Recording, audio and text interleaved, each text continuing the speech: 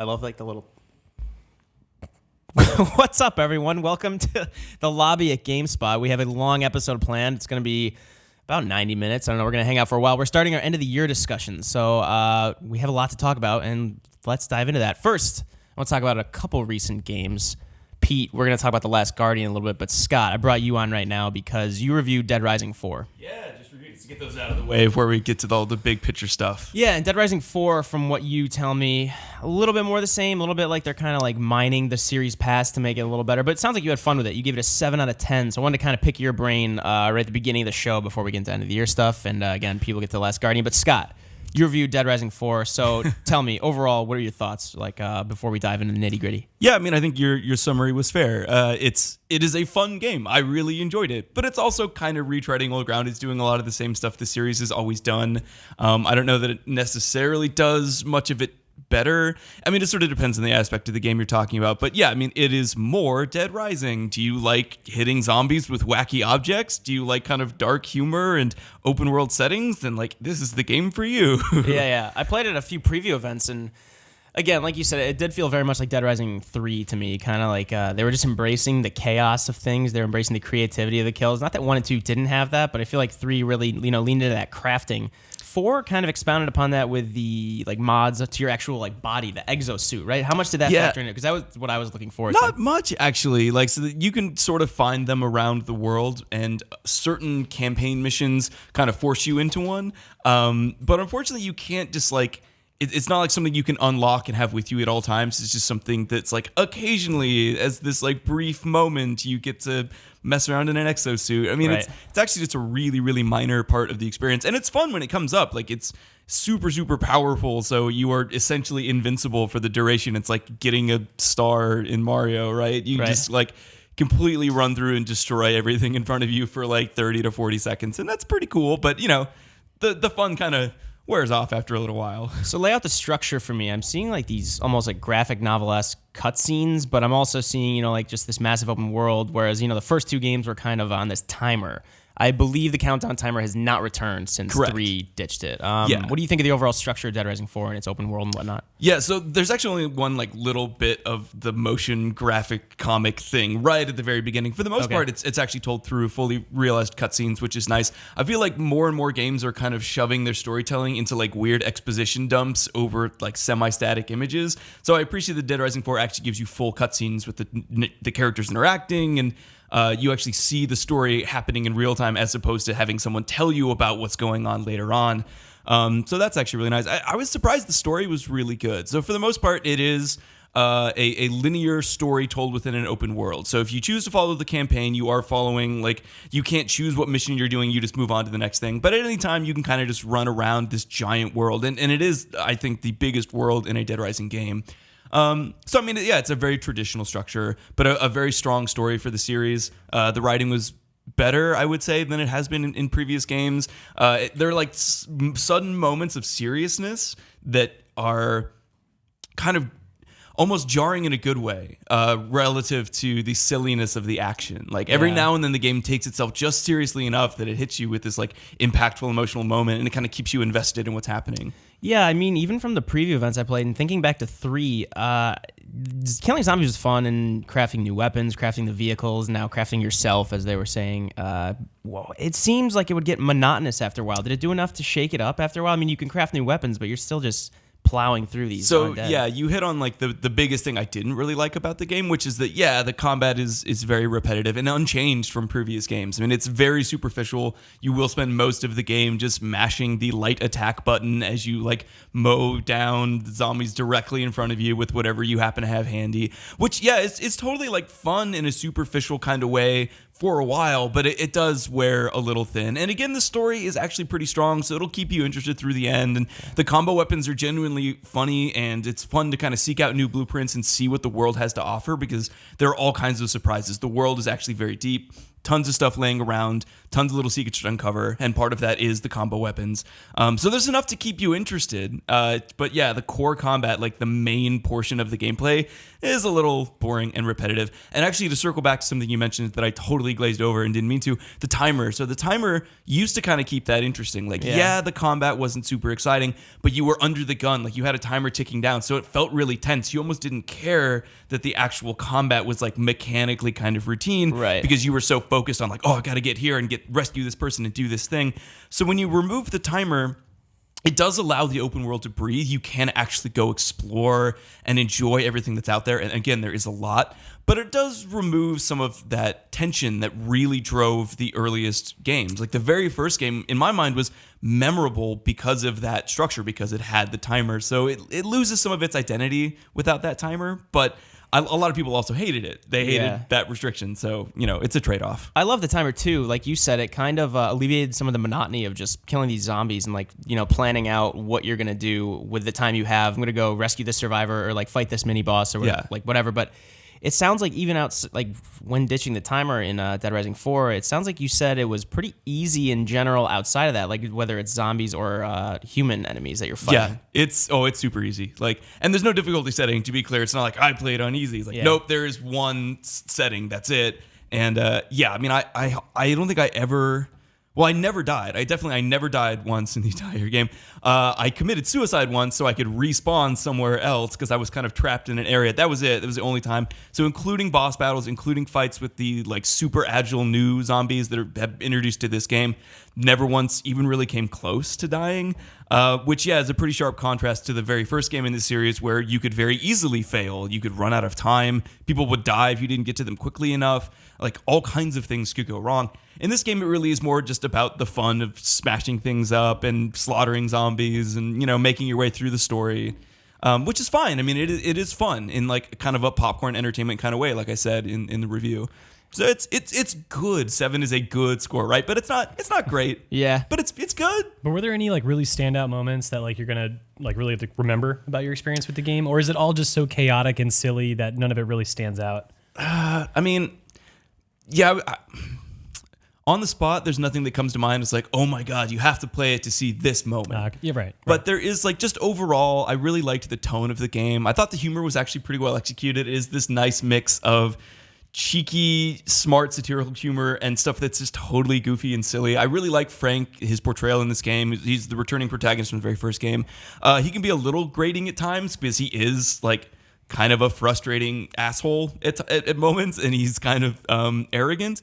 But that can be really funny. He makes all kinds of commentary throughout the campaign. All his little quips and asides are pretty entertaining and ultimately endearing. So, there's broad things I like about the game that made me want to keep playing and that made me enjoy my time overall. But yeah, nothing that's it's going to stick with me through, next year or the year after, where I'm just thinking back on something about it. Yeah. Yeah, it reminded me of Dead Rising 3 was one of my early Xbox One games, and I remember that was one of the ones I returned to. It was almost cathartic, despite the fact that it's supposed to be based around it's not really a survival game, but it's about an undead apocalypse and everything. I found it kind of ironic that I would go to that game when I wanted to relax and just plow through zombies and everything. Do you have any I don't know. Do you have any standout weapons you crafted or vehicles that you can, not to put you on the spot? I'm sure I'm seeing the gameplay we're looking at now shows a few. There's a forklift that he did something with. This was kind of an interesting thing, and I thought about talking about this more in the review, but it was a little too into the weeds, and I just ultimately decided to cut it. But here's the thing that's interesting to me about the combo weapons. When it was a survival game, finding certain elements and creating combo weapons felt super special. It was oh my God, I have this thing that's going to keep me alive. I'm so excited. Meaningful, right? Yeah. In the first game, hunting down a mini chainsaw, which is the best weapon in the game, felt so meaningful. You were so excited to have it while it lasted because every weapon was and remains disposable. They all break. Sure. But it used to be so crucial to your survival that it was super exciting to get something good. In Dead Rising 4, everything's kind of disposable because you're always going to find something cool right around the next corner. Guaranteed. No matter where you are in the game, you're going to find something and make something weird. Yeah, you're wacky. in a suit of armor just mowing guys down with an axe. And if you're not getting attached to that, what are you going to get attached to, right? It's funny. It's funny and it's fun and it's silly, and that's kind of great in its own right. But yeah, it kind of stops being rewarding. So to answer your question, my favorite weapon, my go-to weapon was the ice sword. One, because it froze zombies, which was mechanically was very useful because they tend to mob you because they're zombies. Yeah. But also because it was just such an easy weapon to craft. I mean, you need like a can of nitros or a can of liquid nitrogen, which for whatever reason is in every single place that serves food in the game. Like any restaurant, anything like that, you're guaranteed to find at least a couple of those. Just all and the there are enough servers of them are throughout the game. doing that you whippets. Yeah, yes, exactly. That like I could always like rely on finding a new ice sword. So that was Okay. my go-to weapon for the entire game, just because Interesting. it was powerful and super easy to craft. Yeah. Yeah, I mean, like I said, this seems like a game I'm going to return to once I finish all the other, like, I don't know, The Last Guardian, Final Fantasy, and whatnot. You know, like, not to detract from Dead Rising 4. It just seems like a game that's, you know, seems timeless. I can go back to it whenever, and I'll Yeah. still have the same fun I would have on, you know, Yeah. when it released today. It's a palate cleanser, right? It's not like it sticks with you and changes your perception of games, so you have to tell everyone you know about it. But it's like man, like I really want to kill some time, I really want to relax, or just do something fun and mindless, and you know, maybe even get some cool story along the way. Like this is that game, and it's great for that purpose. Yeah, awesome. Yeah, I'm looking forward to playing more of that. That is Dead Rising 4, so that is out today, December 6th, for Xbox One and Microsoft Windows. Scott gave it a 7 out of 10. You can go read his more in-depth review on GameSpot.com. 7 is good. Remember, everyone, 7 is a good score. Also, read the text. The score is stupid. Read the text, please. All right, Scott, thanks so much for coming on. We Yeah, are going to bump you off for someone who's usually behind the scenes, but we'll bring her on in a second. But yeah, thanks so much, and Oh, it's Mary. have a good rest of the day. All right. I'll Good luck see you with in like the next an hour. hour and 20 minutes. Yeah, we got a long show today. Yeah. Peter, you going to play Dead Rising at all, or are you kind of caught up I in want to, everything man. else? There's so much stuff to play just to prepare for our deliberations. Yeah. That one might have to wait. I'm still catching up, and we just started deliberations yesterday. We can't talk too much about those, but we can kind of get into them. Mary Kish, what's up? Hey, how's it going? Is this your first time like in front of the lobby camera, and like how long? It's not often. I'm normally on the other side. Behind the scenes, Yeah. TriCasting or running the show, Also important things. making me not look dumb. That's Unlike, right. It's a full job. where were you in the intro? I didn't even know we were live. I was stretching my neck. I messed I it up. don't know what happened there. Thanks. But anyway, We'll do that in the post-mortem. we brought you on because you finished The Last Guardian, correct? Yeah, we Yeah. both did, Peter and I. Yeah, I want to talk about The Last Guardian because, Pete, you reviewed it. You gave it a 9 out of 10. You really love this game despite a lot of shortcomings, which you know, like the people sitting around you in the office, like it sounded like you were frustrated most of the time, but then after, you know, we really dove into what you thought about the game, and you like can't say enough good things about it. Yeah. What is it about this game that you can't, like, you're glowing about? It's pretty simple. It's Trico. Just to throw the bomb out there, like, I mean, it is to me the most believable character in a video game ever, be that human or animal.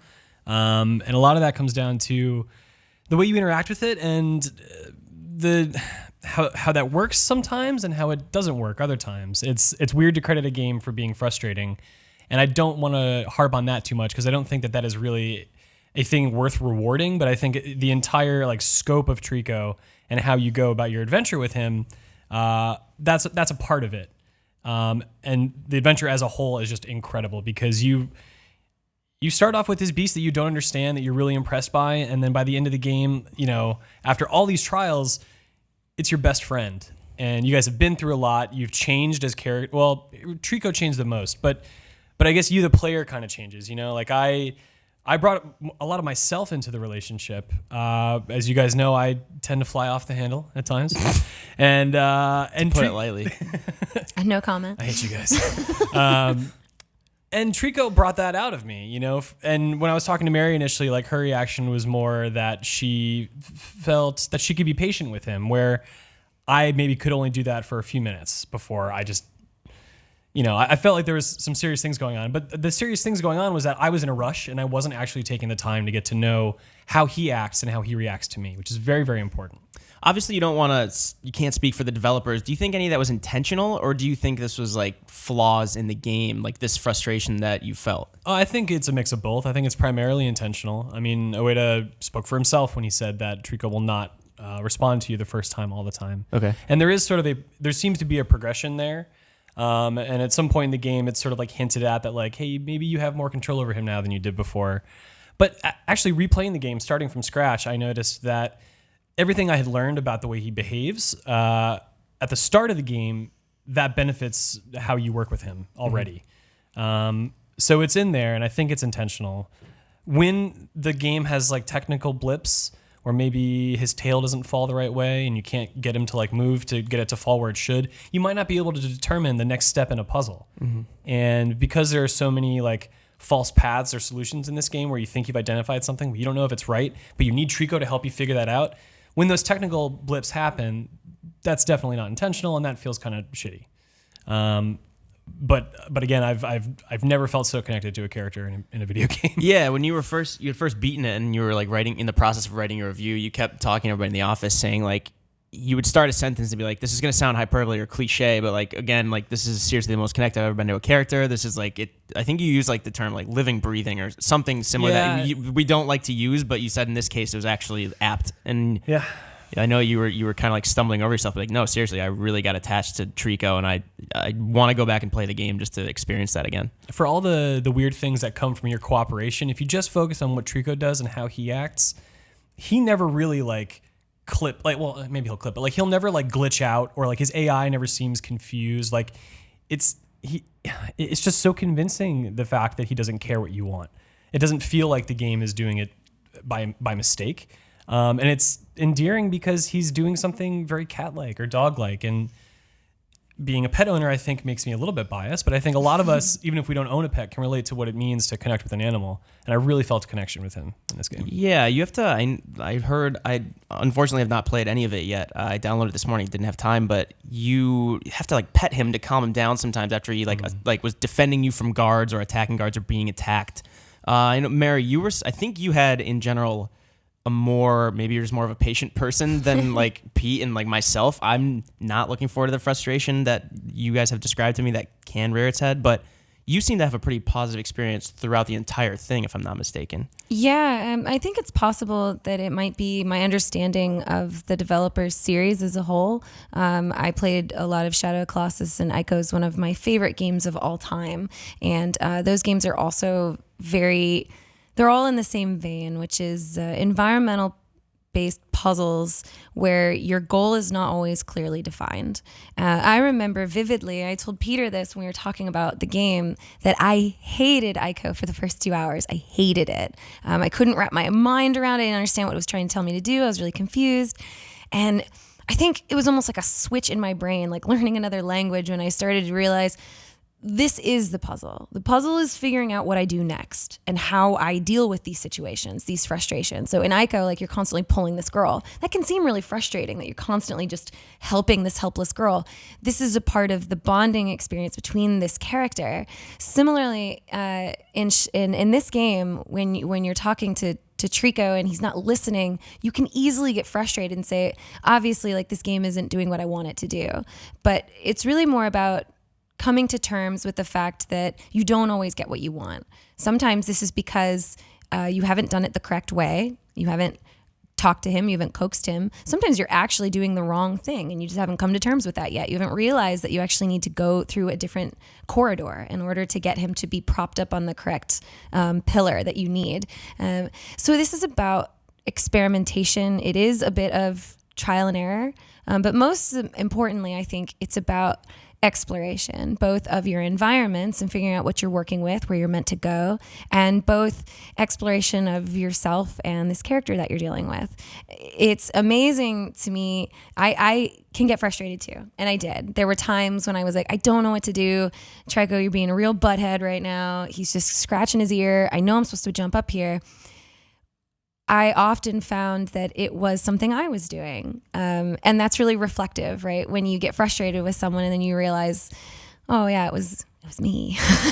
I find that I find these games really meditative and really reflective on who I am. I want to be the kind of person that listens and then uses that to progress the next area. I think this game is very rewarding in that aspect. That's why I wanted to play it again. Yeah. And that was sort of the takeaway at the end of my review, is that having learned to care so much about Trico and remembering all the times that I was just belligerent because I wasn't letting, I took him for granted, basically, right? I was looking at him as a mechanic rather than like a companion. A prop to get you to a certain place. Sure. Yeah. So knowing, developing the relationship I wanted to go back and do it all over again, right? It's like, you regret an argument with people. You regret overlooking something or taking anyone for granted and you want to change it. And like that's how I felt about this game. And so going back and starting over was like, one, I got to hang out with him again, which was awesome, but I got to also feel like I'm going to be a better friend this time. I'm going to figure out how I can give Trico what he deserves, because he, over the course of the journey, changes to not only fight for himself or work for his own interests, but to work for yours and to get past his own hangups to do so. And you grow to appreciate that. And you think, man, if he can do that for me, what can I do for him? Yeah, so the focus of the game, obviously, and like a major, asset of it is the relationship between the boy and Trico. But of course, when I think back on like Eco or Shadow of the Colossus, there is an overarching story that isn't immediately apparent, especially in Shadow of the Colossus. Like, there's no point in like spoiling or anything, but like stuff happens later on that kind of sheds light on what you were doing and gives it new context. And Shadow of the Colossus is one of my favorite games, if not my favorite game, and I love that.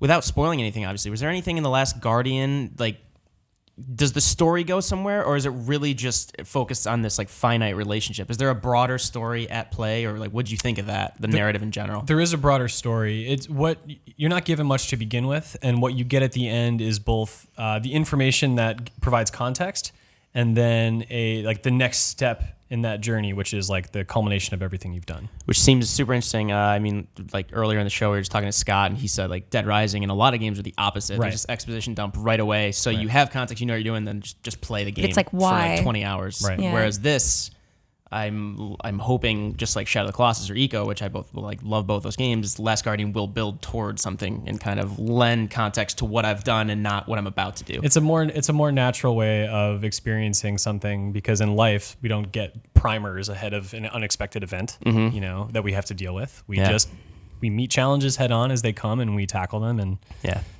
Yeah, they're notorious, you're right, for their world building, for taking you to these unbelievably rich worlds where you don't really know very much, but as the story progresses, you learn that they don't play by our world's rules, and this game is no exception. There's other rules that you don't know that you will learn along the way, that really help create this rich world that you want to learn everything about, and it kind of just trickles information to you piece by piece. But it really truly is a fascinating world that you want to learn more about. And even when the game is over, like, I wish there was so much more that I could learn. It's a really fascinating area, and just like their previous games, I think you'll find everything you learn about that world is pretty interesting. Yeah, I do want to touch on, the running joke lately has been we've been waiting so long for Final Fantasy 15 and The Last Guardian. Now, like, it's a 1-2 punch. We have both of them within 2 weeks. And as a reviewer, you don't take the development process into play with your opinion of the game, right? It's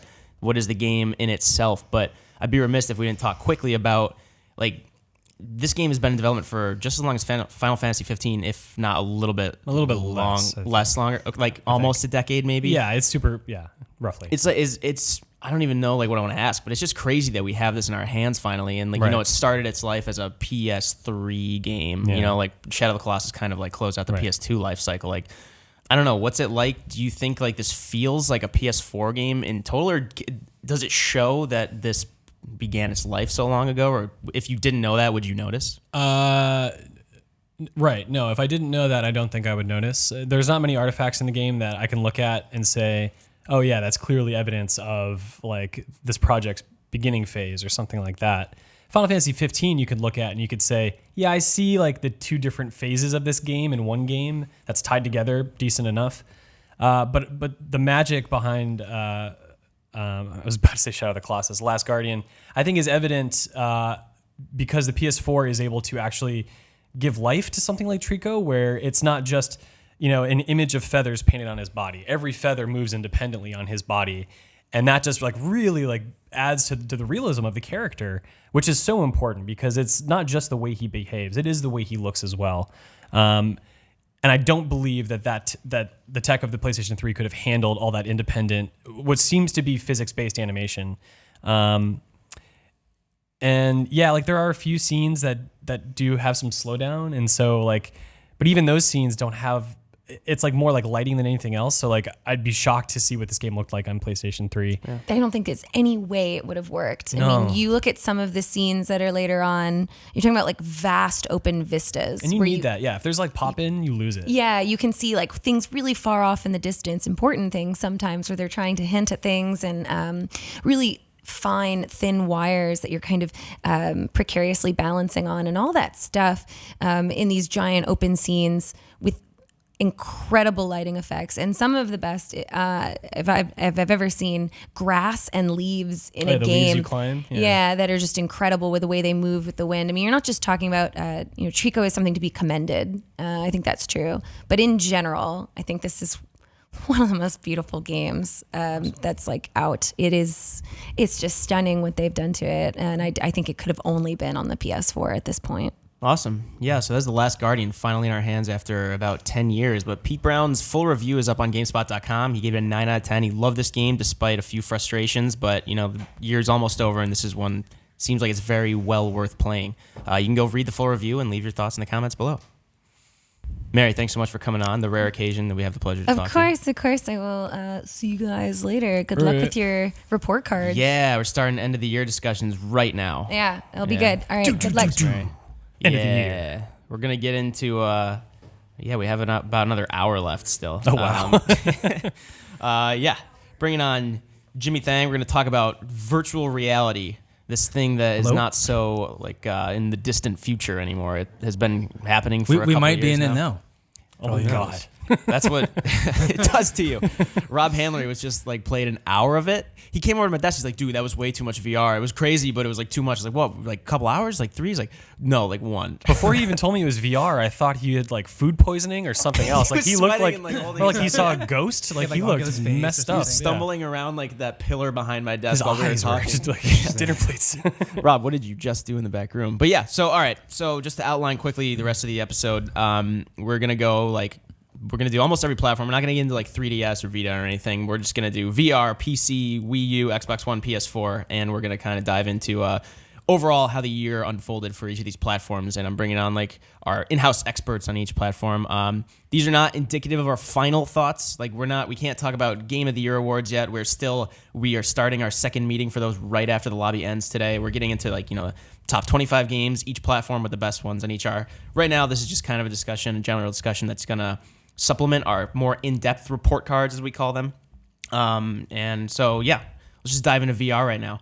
Jimmy, this year, from my understanding, and from a lot of people's, I think, last year things started releasing. This year was PSVR, HTC Vive, and the Oculus Rift all officially launched. Right. It's kind of almost the year that these things broke through the door, and now you're seeing VR everywhere. Whereas, there's always skeptics, and I'm sure there still are, but I don't know, myself, and I think a lot more people around the office, and I think a lot more of our audience just kind of okay, it's here to stay. Where do we go from here? Is that kind of your impression too, or am I just kind of alone there, or what? Sure. I think that, sorry, prior to 2016, everybody thought, or some analysts thought that 2016 would be the year of VR. I think in my eyes, that's not quite the case. It's more like a slow burn than a quick explosion kind of thing. And yeah, as you mentioned, we saw the release of all the major HMDs, the head-mounted displays, and there's it started off with the Oculus Rift. I think that platform had a really rocky launch, but they just recently released their touch controllers, which get your hands into VR, and I feel like they've been able to finish the year strong. Early on they had some HMD shipment issues, they had component shortages. So even if you pre-ordered or backed the Kickstarter, you didn't receive it until multiple months later. Right. They also encountered a bunch of negative press from DRM issues and things like that, things that they've backed off on. But now that Touch is here, I think they've made up for a lot of things. And yeah, Rob, as you mentioned, Rob was playing some of those games earlier today. I find them to be really fun. I think he was playing Super Hot VR, which is a game that's redesigned for VR. It's different from the base game, and you feel like Neo from the Matrix in it. Things slow down. You can dodge bullets. You can shoot enemies, and then their guns will fly in the air. You can catch them in midair and shoot them back. Right. So that game is really fun. And then hot on its heels, the HTC Vive released, and that was the first VR platform to allow you to like walk around in sort of a room scale environment. And that was $800, but it is the most sophisticated VR tracking system, and most of the games that released on that platform, I would admit, as a VR enthusiast, I would admit that most of them are shovelware. Yeah. But there are several diamonds in the rough. I think the Onward is really good. A bunch of early access stuff. Raw data is really fun as well. Sure, yeah. I mean, like, HTC was my favorite during preview events because it actually kind of made use of the space around you. I think what do they call it? The chaperones that kind of outline. Yeah, the chaperone system. I don't know, like, I mean, we haven't talked too much about PSVR yet, but Sure, yeah. of all these platforms, do you have a favorite, or are they kind of like, obviously, like, as competitors, they kind of offer something different, right? Yeah, I think PSVR they seems have- the most accessible one. I think they have their strengths and advantages. PSVR, it's the least robust, perhaps, out of the three, but it is, the most accessible. It starts at $399, and it does a pretty good. It's the cheapest thing, but in my opinion, it punches above its weight class a bit, considering its price tag. And Peter and I talked about it a little bit, and I think before I would have said, in my personal opinion, that the best VR headset is the Vive. But the Rift with touch, I feel like it's much closer now.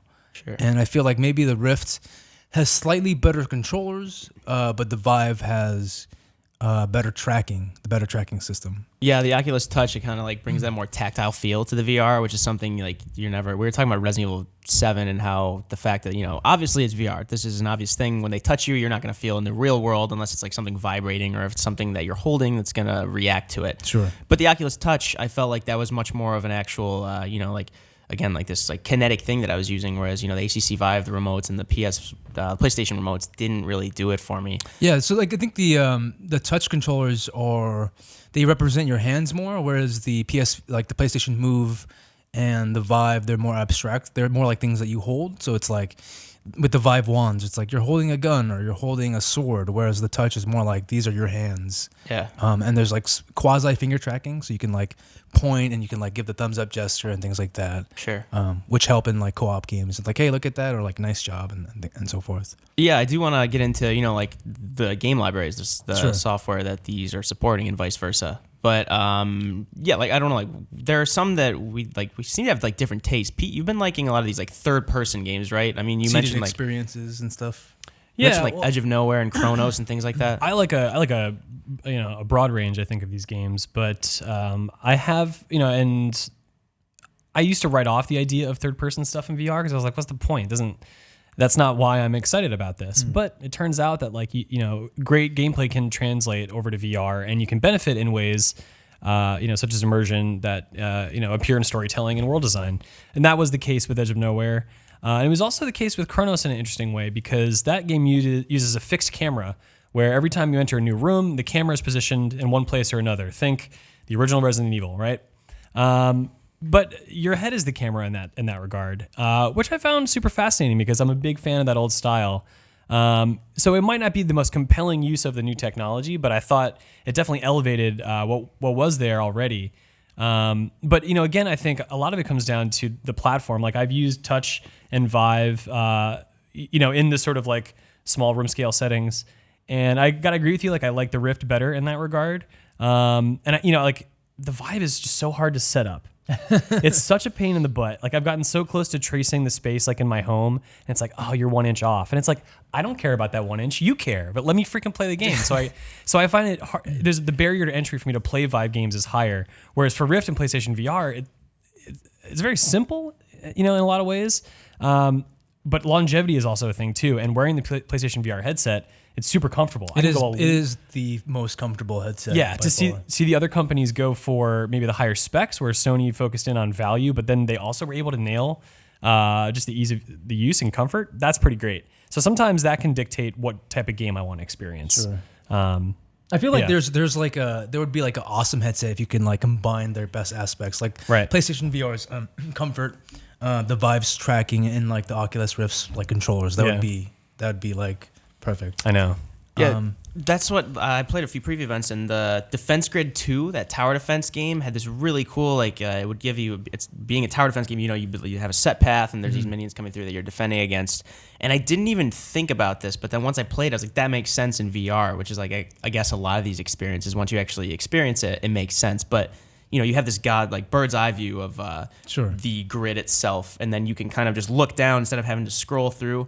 I keep waiting for more people to do like large scale RTS games, Yeah, or they're even coming. like XCOM. XCOM 2, I think, being one of my strategy favorite games are this amazing year. in VR. Like you basically play as God and you control units. You don't have to scroll the screen. You're just above it. You look down. You can, instead of like pressing a bumper or pressing like E to rotate the map, you just look around a corner, like physically look around it, point to where you want these guys to go, like pick them up and drag them. I can't wait for more like things like that. You said they're coming. I can't wait for that because those are like my most anticipated experiences. Yeah, I think there's a wide variety of games, like as you mentioned, like third-person games that work. That I would argue you could have it on a traditional TV, but that are more immersive in VR. I think like Thumper and Rez satisfy those requirements as well. Like those games can be played on TV, but playing Thumper in VR is much more immersive.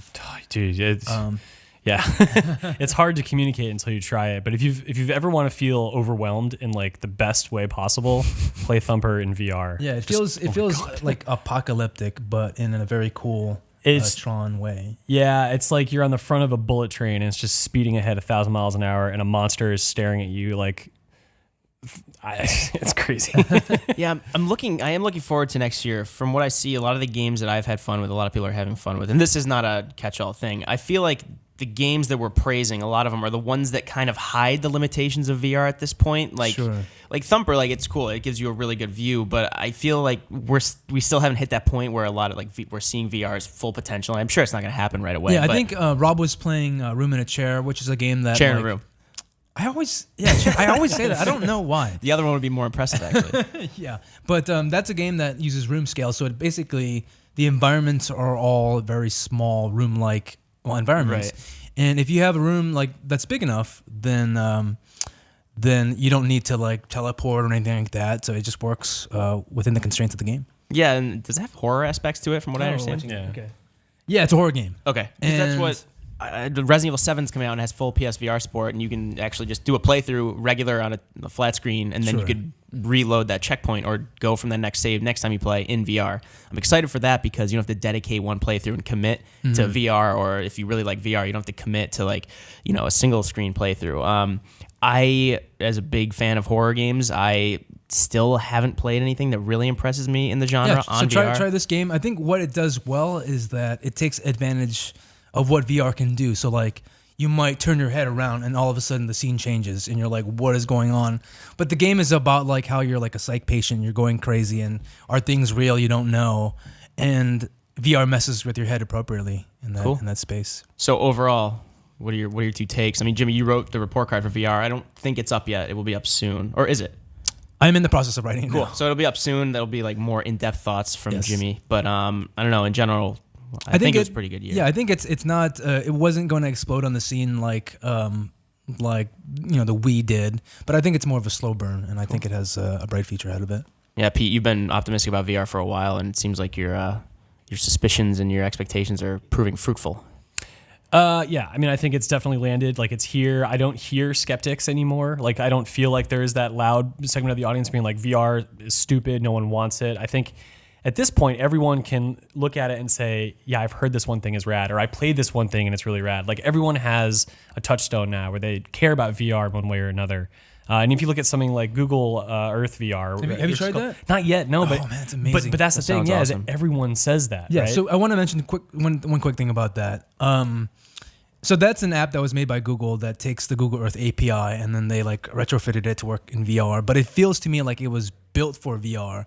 And I was reading on Reddit and things like that. Like grown men put it on.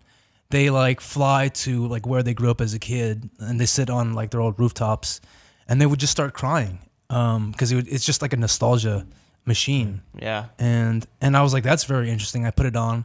I did the same thing, and I got very nostalgic and kind of sad. Talk about virtual reality, right? Yeah. I mean, it's not just giving us a fantastic world. It's replicating, I think. Well, the dream is that something is so convincing, right?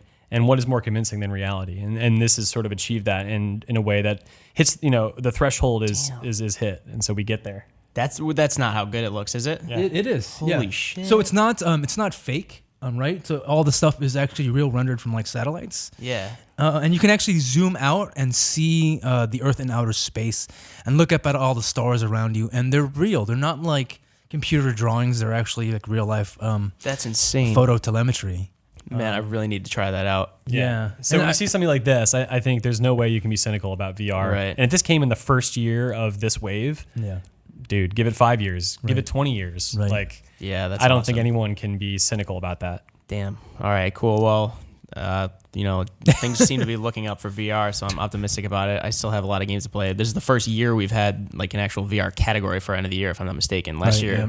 again, it was still burgeoning, so it seems like it's starting to, like you said, slow burn. So looking forward to that. If you are watching this after we record it live, our VR report card should be up on site as of now, so you can go read Jimmy's more in-depth thoughts on GameSpot.com. Cool. Jimmy, thanks so much for coming on. Thanks for having me. We're going to get Justin on here to talk about the Wii U. A year that, we'll get into it. Man, do we have Google Earth VR in the office? Yeah. On I'm sure. Oculus? Or, sorry. I think it just works on Vive. We'll have to double check. Vive. Like I said, I haven't used it yet, Cool. but it's free. I think you can. Justin, what's up? How's it going? I think everybody has Google Earth VR because we have two eyes. When I go out on the street, that's Google Earth VR. So just before you enter, I'm sure you heard, and maybe this is what you're counterpointing, Pizza, there are no skeptics left for VR. Is that what you're doing? Is that the shtick right now?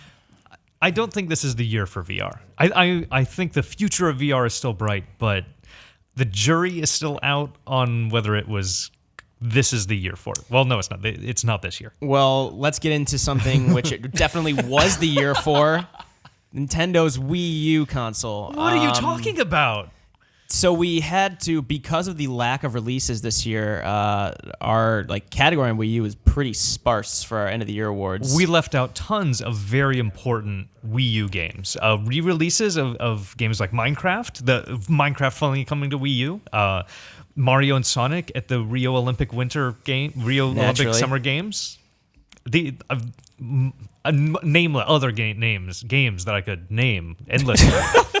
All right. It doesn't even know how to speak because there's not a lot. All right, so we can talk about the few games that did come out. I do want to talk about kind of, it's kind of tough not to talk about the Nintendo Switch announcement and Nintendo Switch's impending release. I know in the coming months we'll get more news about it, but it does make sense now that the Wii U's life cycle is just effectively ending. It's coming to a close, and Nintendo Switch is on the horizon finally. It's not the NX anymore. Pete and I were both lamenting that name being still gone going now. to call it the NX. Yeah, I mean, I called the Wii the Revolution for a while, and then I finally came around, but hopefully the NX will stick more in my mind. But Justin, tell me about this, again, this new console. We see the announcement trailer right here showing this dude playing Zelda Wii U. A very confusing trailer followed, everything you can do with it. Well, not confusing, it makes sense, but just the amount of different ways you could play this console. I do want to touch on that quick. How is this going to change how we play Nintendo games, or ideally how would it, based on what we've seen of it so far? From the trailer, it almost seems like it's an all-in-one console. That this is both your home console and something that's going to replace the 3DS. And I think Nintendo has come out and at least talked around that, saying that the 3DS is still going to live on its own. That this doesn't supersede the 3DS as a platform, as the handheld system. And That's what investors want to hear, though, because it's their best-selling thing. They're not going to say we're going to kill our best-selling thing for a bet. Well, they're not going to kill their best-selling thing for a bit. We still have 2017 with some good 3DS titles on the horizon. Who knows how much longer it's going to last beyond that. But Right. You have a budget price system. There are rumors that the Switch could come in at $200, which, that itself would be a game changer. But right now, the 3DS is kind of the budget system. It's really friendly for kids. It has a long battery life. And I think it has a lot of positives that something like just being more powerful doesn't necessarily make a handheld system better. Look at Vita. Despite being an excellent system with a really great set of games, you can play the entire library of PlayStation 1 classics, and the games that you do play on it look 100% better than 3DS. Yeah. And it was stomped by the 3DS. Just because of its library. The library Its didn't original help. titles. But I think there were a lot of things that went into it. When it came out, it was more expensive. That 3DS, you were able to manufacture for it faster. And just the people don't want a handheld experience that's going to be what you get on console. Like, as much as I think like playing Breath of the Wild is going to be really fun, I can go out in the park and do like, no, I don't want to go out in the park and play Breath of the Wild. But Breath of the Wild is a game that I'm going to play in my living room at home.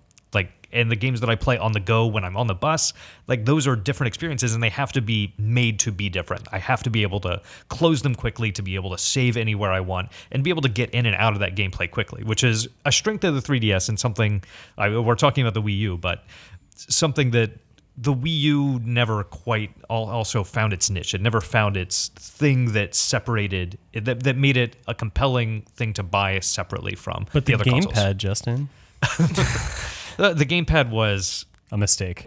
I think it was a good idea that both came too late and wasn't the right thing. Like the Switch is what I thought. I remember seeing the Wii U's reveal when it first came out, and you're like, oh my god, they're making a portable tablet Nintendo console, and like, oh no, actually this is tethered to your living room. You really can't even go to the bathroom without losing your connection, and the battery dies in like an hour and a half. Also, yeah, it's just so, like, the tech is just so low on that thing. And that's the only reason the system costs as much as it does. Like, it's not a powerful console. It has a bad peripheral that you have to use. In games like Star Fox, like, you feel like Nintendo is cramming this thing down your throat. Yeah. When everyone is just like, please get rid of it. Please don't do this. And they're like, guess what? We don't care. In like the last year of its life cycle, they're still trying to promote this tech. I feel like the Wii finally nailed it with like Skyward Sword or something, and forget how long into that was before the Wii U. But well, we saw them arguing with themselves this year, especially with the Wii, that we saw things like Star Fox where you're forced to use motion controls that don't work. That is not the best way to play this game. But you also have games like Donkey Kong or other experiences where that controller, the screen does nothing. It's just a blank black screen. If you want to play it portably onto the Wii U screen, you could do that. But it was almost Nintendo admitting, like, yeah, we're going to be making experiences that don't require both screens, and we know this ahead of time. Yeah. So like, but for all intents and purposes, the Wii U is almost done. Like, I mean, Breath very of the close. Wild is still going to come out on Wii U, so there's something to look forward to. But this year has been a bit, I would definitely say, abysmal. At the beginning of the year, we had we had an update for Smash Brothers. The last two characters, not the most important, not the most interesting, but I mean, that's the thing. Like, the most exciting things for the console were for a game that came out years ago. Yeah, it's a huge game, but if that's one of the highlights of a year, I think something was up. I mean, it doesn't seem like last year. What did we have with the Wii U? Splatoon. There's a few last year, correct? Oh, like, I'm Mario putting Maker? you guys on the spot. Mario Maker was fantastic. I think that was like our number 5 game, wasn't it? It was up there. It's pretty high up there. And that's one of like my favorite things in the Wii U. I don't know, like looking back over the entire lifespan of the Wii U, I don't want to just, I'm not hating on it. I enjoy the experiences I played, but I don't think I played more than like 15 games total on the console throughout its lifespan. If I went to it, it was because I absolutely had to. And I enjoyed those, like I said, but I just don't feel like, maybe that's why I'm so optimistic about the Switch, despite, still questions that are lingering. I feel like, I hope this is when they turn it around, right? I mean, like this year was pretty good for Xbox One compared to past years, and I think maybe the Scorpio kind of lent some optimism to that platform and everything with that on the horizon.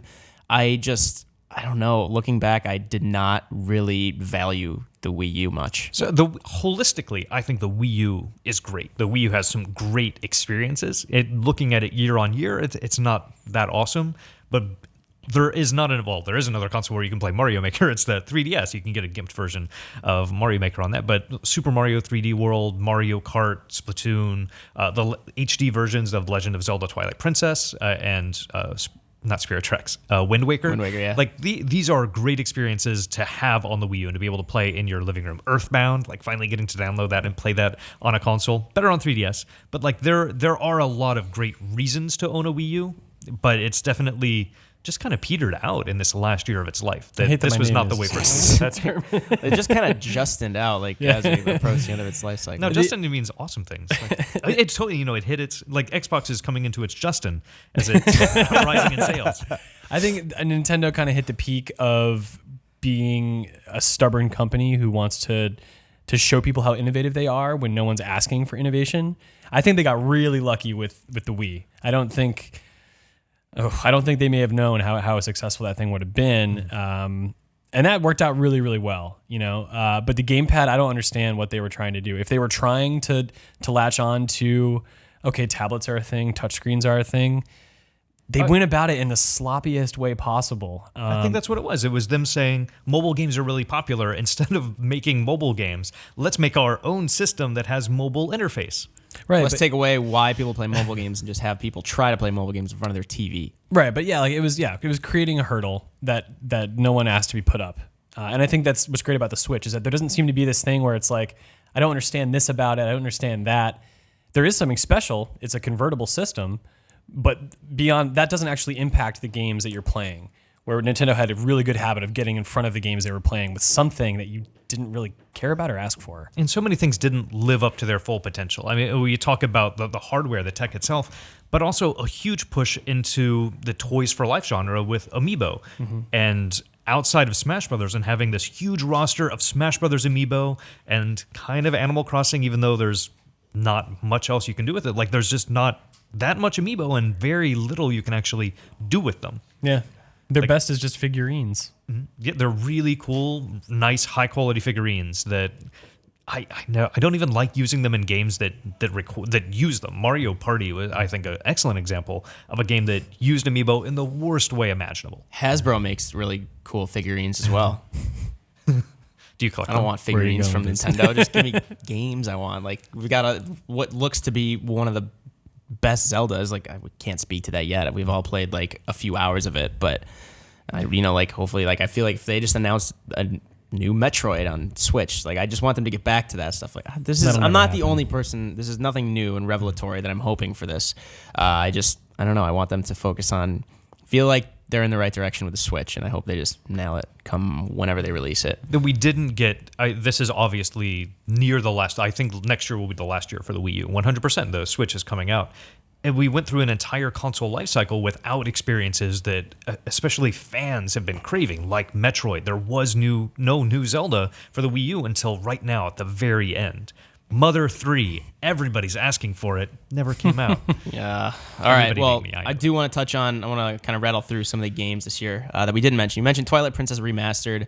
Again, it's a remaster. It's re-release of the Wii, of the GameCube Wii title. It was great. I Which played was it. a launch title. Like that, I think that helped also catapult sales of the Wii. Yeah. Star Fox Zero, Pete, you reviewed it. Didn't speak too highly of it. Has its moments. Yeah. It can be cool at times, but it's doesn't play the way a Star Fox game should, and I hate to say it that way, but that's kind of the truth because they present you with a thing that is like, you remember old Star Fox, right? Here are very familiar scenarios, but you have to play them very differently. Didn't work out. Paper Mario Color Splash. It's cute, and it's another one of those where you kind of have that same experience that you expect to get out of it, and Nintendo regurgitates things really well. They make these games very fun to play, but you can also only revisit that well so many times. And Mario Color Splash, it's fine. It's a very serviceable Mario RPG, but that's not what people wanted. Pokken Tournament. That's a really cool game, and I feel like the Wii U is probably the reason it's not talked about more. Yeah. Because I don't see I mean, I guess Smash, duh, but I don't really see a big fighting game community on the Wii U, and I feel like Pokken maybe... Smash, well... Yeah. I mean, Smash does have a good fighting community behind it, but Pokken was like... it's a very different game, you know? I think More of a traditional fighting game, right? Closer to it, yeah, like in spirit, and I think that was just maybe lost on people. Like, it was great, and then it kind of went away, and like people stopped talking about it. Yeah. Yeah, I feel like it was wasted on the Wii U. Seeing Blaziken here makes me nostalgic for Pokemon X and Y. He wasn't in Sun and Moon. I haven't gotten that far, right? All right. Anyway, all right. Help me out with the name of this. There's a hashtag in it. So I think your Tokyo Mirage Sessions Sharp FE. Thank you. I knew what it was. I just wanted you to feel cool saying it. I wanted to be the embarrassing one. Which we've had. I think that is also a strength of the Wii U, that it has been a champion of really great Japanese-based RPGs, like these experiences that fans had wanted for a long time. Xenoblade Chronicles or Xenoblade Chronicles X. Yeah, an amazing game. Some problems, but an amazing game that you can really only play on the Wii U. Yeah. And not Shin Megami Tensei. I mean, it's the marriage of the Shin Megami Tensei series and the Fire Emblem series, and it definitely had some issues, but it was also a beautiful, fun experience, and like that is fan service for those people who love that kind of game.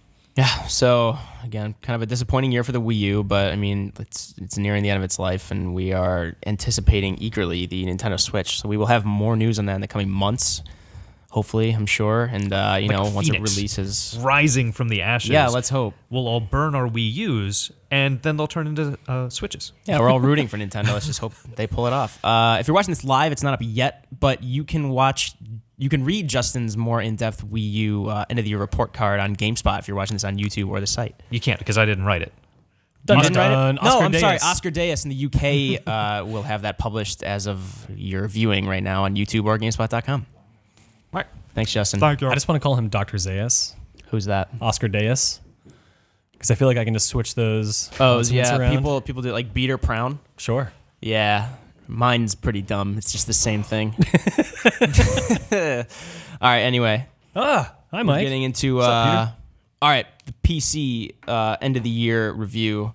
Michael Hyam, you have been writing that. Again, if you're watching this live, it's not up yet, but if you're watching this on YouTube or GameSpot, it'll be up as of this viewing. So this year was, I mean, every year it seems like it's really good for people who play games on PC. PC gamers, as it were. I myself have become increasingly into PC games, but a lot of things happened this year.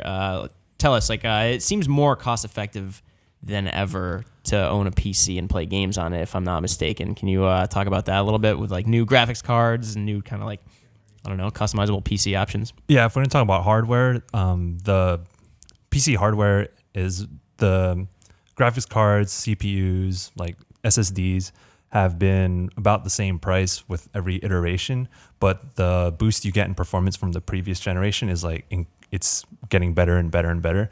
So especially because most people are still gaming on 1080p. So, I mean, if you're going to be gaming in 1080p and you have a 1070, you're going to be able to max out everything pretty much. I mean, The Witcher 3, if you go back to last year, looks great and it runs well.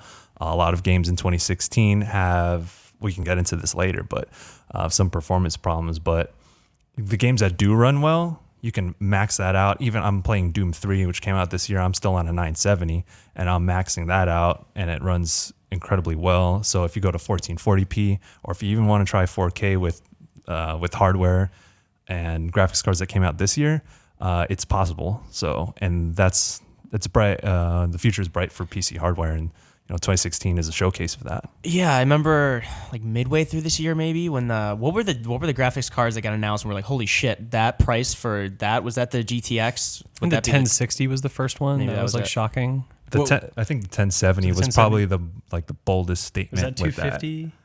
No, the 1070 MSRP was around 400, but it was outperforming the 980 Ti, which was the super duper dope ass graphics card from the previous generation. It also seems like a year when people who might have been on the cusp of I don't know how to build a PC, I don't know what I need myself. I'm not that knowledgeable when it comes to this stuff, but this is the year I actually started looking into it.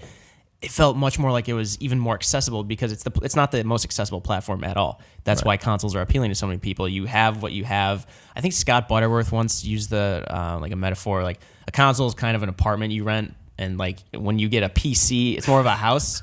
You own it, but you have to take care of it a lot more, and your landlord's not going to maintain it for you. I think it was Scott. That sounds like a Scott metaphor, and it works because I don't actually have to with a console, this is obvious. I don't have to worry about all that stuff. But this year was the one where I first started approaching it, actually being oh, I can get into this. And that's what those announcements and everything. And speaking to you, speaking to Peter, speaking to Jimmy, it just seems like it's easier than ever to build a PC that's right for me. Yeah, especially with tools like PC Part Picker. It's everyone talking on PC gaming centric forums. It boils down to just picking out the parts, and then building your PC is like playing with Lego blocks. Essentially, you just put it into place, you boot it up. You might have a problem like Peter had earlier last week. My power supply died. Yeah. It's no fault of my own. It happens, man. I don't know what I tell you to do, but I mean, yeah, it's a reality you have to face. Sometimes these things will kick the bucket because you are taking components from all manner of manufacturers, and it's a lot of variables. Some things might go wrong.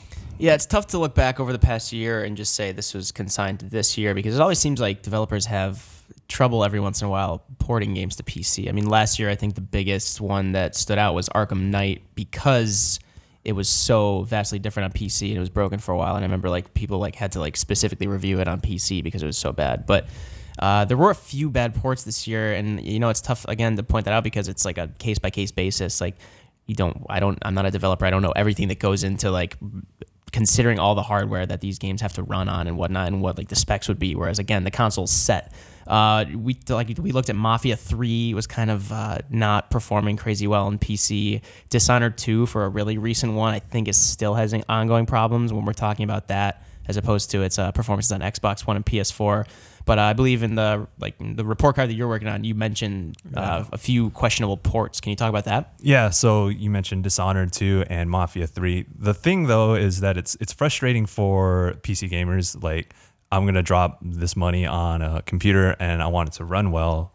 And you get that for the most part, but when high-profile games like Dishonored 2, especially, I know Rob was talking about how he has like a decked-out computer and he's having trouble with frame drops. And the thing with that is that they're inexplicable when they happen. And like you'll be in a certain space and you'll be getting a good 60 plus, and then you'll be turning to another space that isn't that graphically different, and then you'll drop to like 40 or 30, and it's like, why did that happen? And it's tough to figure out. So then you have to wait for post-release patches for them to figure that kind of stuff out.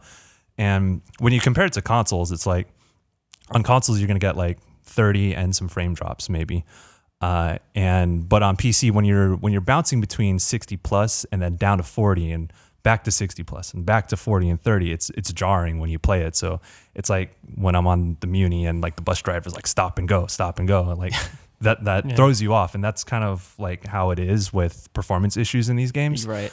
So you can only hope for a patch that will help that sort of problem, so I can make the game a little bit more playable. So it happens. 2016, there was a lot of instances of that. And I hope that 2017 would be better, but I don't know. And it's still the case where we see like when a new big game comes out for PC, there have to be new drivers issued for the card. You know what I mean? Like, what a weird relationship for this technology and software to have. Sure. It is frustrating because, I mean, like, it seems like a lot of times PC gamers the release date for the game is, like December 6th, but for PC players, it's really like December 21st or something. I don't know. For instance, it's unfortunate because they have to just keep waiting out and like reading developer blog posts where I'm sure the developers are trying to figure out just as hard. I don't know what goes on behind the scenes, but it's unfortunate. I don't know, but I don't know. I do want to get into the software. Because there were a lot of good PC games, like PC focused or just like PC games that were like also on consoles. The first one I want to talk about as one of my favorite games of the year, and it is on PS4 and Xbox One, but it's also like its home is on PC, or at least I like to think so. Overwatch. I think we've been playing this early access before it released on PC for a while. PC is where all these that's where I go for like the Halloween events and the Christmas events and whatnot. And it's as a traditional shooter player, I prefer mouse and keyboard to controller. Overwatch, like Blizzard nailed it again. They step into a new genre and they just kind of figure out what makes it tick and they put their own take on it. And I think this is the best hero shooter there is for like like a subgenre or whatever you want to call it that has exploded in recent months and years. I don't know. Are you a big Overwatch player? Yeah, I play a lot of Overwatch. I had it for PS4 and PC because a lot of my homies play on PS4. Mm-hmm. But it's like you said, its home is on the PC because of how fast and how precise you have to be with certain characters. It works well on console because of the abilities adapt well to a controller. But like the competitive play, like if you're serious about competition, especially when Blizzard and Overwatch are trying to establish like the Overwatch League for making it like a legit esport with like regions and cities and teams. That sounds so cool to me. As like a fan of traditional sports, that just is really appealing to me. I'd be super into like, I don't want to make up its mascot, the San Francisco Slayers. When we're done throwing up, let's get back into Overwatch. Anyway, sorry to interrupt with that. Oh no, it's all good, man. But great suggestion. But yeah, the Overwatch League, it's gonna take over on PC, but just because like the level of play is much higher, and that's the type of game that you want to play on PC. Right. Yeah, I mean, like another huge year for Axis in general. Two of my favorite franchises. Civ 6 came out. Scott Butterworth reviewed it, gave it a 9 out of 10. He says it's one of the best, these games are changed with their expansions. 5 after Gods and Kings and Brave New World became what Civ 5 could have been, and it's perfected version once those released. Civ 6, Scott called it, and I agree, the best initial release in the series ever. A lot of people are giving it shit for being cartoony looking and kind of like they were trying to make it more accessible. I don't think that's the case. I think like by expanding these cities, you can go for hours, and we've done this before, into like what has changed. But I don't know, for like just the next numbered entry in the Civ series is one of my favorites, and I played a lot of it. I want to play more, but I was too busy playing another Firaxis game, which we can get into. But yeah, Civ 6. I don't know. Did you guys get the chance to play this? Because this is like, it released kind of right before that huge rush of like Battlefield 1, Titanfall 2, Call of Duty, everything, that fall release, and it was kind of right before that, unfortunately. So I don't think people got to spend as much time with it. I don't know if you guys devoted too much time to Civ 6. I literally installed it on my PC this morning so I can play it before we start to rank games. I don't know, Michael, did you get a chance? Yeah, I played a little bit of Civ. I played more Civ 5 than I did 6, but I understand how 6 plays into the series of Civilization and how it's a much more complete package. And I think also, if we're going to keep talking about Firaxis, like XCOM 2, I think is even it's a bigger step for the XCOM series than Civ 6 was for the Civilization series. Yes. Not to say that either one's better than the other, because they're both like two separate teams inside Firaxis, like Jake Solomon heading up XCOM, and then like in this case Ed Beach, just different people rotating through. But yeah, same studio. But they was on point this year, dude. I wish it hadn't got brought up because I could talk about it forever. But XCOM 2, that was February. It feels crazy long. But now it's on like consoles as well. But on PC, I mean, the ease of use, there were definitely technical hiccups, but I think Firaxis figured out exactly not just what made XCOM Enemy Unknown great, but how they could make a legit sequel that doesn't just like push what Enemy Unknown did, but actually do new things that make you think about that formula in a way that like that layered, RTS, and then there's the turn-based, and then there's the RPG elements of the individual characters, just those three layers interacting with each other. This was one of my favorite games this year. It's one of my favorite games on PC ever, I think, and this game is unreal, and I think if you have a PC or if you have consoles now, you should play this and try it out. Yeah, XCOM 2, I was a big fan of XCOM when I was like a little kid. I watched my brother play it, and that was like super dope. Like that was my entrance into like strategy games. Yeah. So when they made a resurgence with Enemy Unknown in 2012, I was like, oh, this is great. And then but XCOM 2 takes it a step further, and I think that I always felt like I was on my toes. Like you have to deal with failure. We were talking about that yesterday. Yeah. In XCOM 2, like you're going to fail at some point in some way. Oh yeah. And you have to move on and learn from that. And it does a good job, because then a lot of games, modern games, where if you die, you just go back to whatever checkpoint you're in and you continue on. Sure. But like XCOM 2, like the consequences of failure are you feel them in XCOM 2, and you learn from that. And I think that not that maybe more games should do that, but if they do that, like kind of like almost Dark Souls-esque. Yep. Yeah, that is the comparison. I actually think this makes failure more meaningful than Dark Souls. Yeah, definitely. That's probably controversial. But anyway, World of Warcraft Legion, another big expansion. That game, people are still playing it after how many years? 12? 213 years. Yeah, I think you're closer. It was good. It sounds like they added a new class, the Demon Hunter, courtesy of Diablo 3, I believe, or just Diablo and Blizzard lore in general. Justin liked that a lot. I think we ended up freelance reviewing that. Yeah. We like that. Owlboy, Pete, you liked it a lot. PC exclusive. For now, it's coming to consoles. They do have plans to come to console. Yeah. That was also a while in the making between the art, like just 9 years. Yeah, a lot of games. This year, 2016 was the game like when people finally like sat down to finish these off and get it. I reviewed them. Yeah, you did all three, or all. I don't even know how many, but Owlboy, great experience from what you tell us. Super, just awesome characterization of the world through music and graphics, and animations bring the characters to life with excellent writing that reveals new sides of them that you never really saw coming, and you didn't expect the game to go there in some ways. So another title that, Michael, you've been championing for quite a while, and I'm glad you're here. Quickly, Quadrilateral Cowboy, why should we play it? Because it's dope. But art style and unique gameplay elements. That's a story you can unravel for yourself. Focus on hacking. It's like a more real Watch Dogs. Sure. With that like jazz punk kind of looking. Yeah. If you Don't like take jazz, my summary at all. Cool. That's not it. Yeah. If you like jazz punk, get that. Cool. People have been kind of a lot of people are kind of lamenting the RTS genre, saying it's in decline. This year was actually there were a lot of RTS releases. On PC, I mean, Deserts of Karak, I played a little bit. I loved it. I think that game, the story actually itself, it's kind of like I play StarCraft games for the story, not the competition. Deserts of Karak, if you want Really good RTS story. Delve into that. Total War Warhammer. I think it took what made Total War great. It made a few changes to the Total War formula. It's more on a rectangular field. If you're a Total War fan, you know what I'm talking about. Combine it with Warhammer franchise, property. A lot of people like that. There's Ashes of the Singularity, which didn't really shape up, but in terms of scale, that was really impressive. But in general, great year for the PC library. And like I said, it's the year I finally got into building PCs and whatnot, or at least like taking the first few tentative steps into it and kind of more accessible. And VR is a part of it too. Yeah. I know we talked about VR distinctly, Sure. but yeah, I mean, PC is the home of VR. Cool. Anyway, so Michael Hyam, your PC report card, end of the year report card will be up on GameSpot. If you're not watching this live, you can go read that. If you're watching this live, that'll be up in the next few days. We have these coming up in the next, coming weeks. And go read that. Check it out. Michael Hyam, thanks so much for coming on. Thanks, man. Always great to have you. We're going to boot you off and, get into the last couple of our ever-rotating series of guests today. Whew. Yeah, what are you thinking? Who's your favorite guest so far? I'm just kidding. I'm going to start fights. It's always Justin. It's always Justin. Here's a fan favorite, Rob Handlery. I said that it sounded sarcastic when I said it. I think most things do, but it's My good to have life you. operates on sarcasm. Are you a robot fueled by it?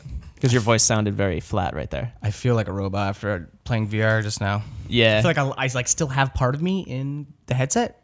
Like Yeah. I feel like it was like the Matrix, someone pulling out the cord and then like putting it back in a little bit. So Just it's kind of like- just like whoa, kind like, of.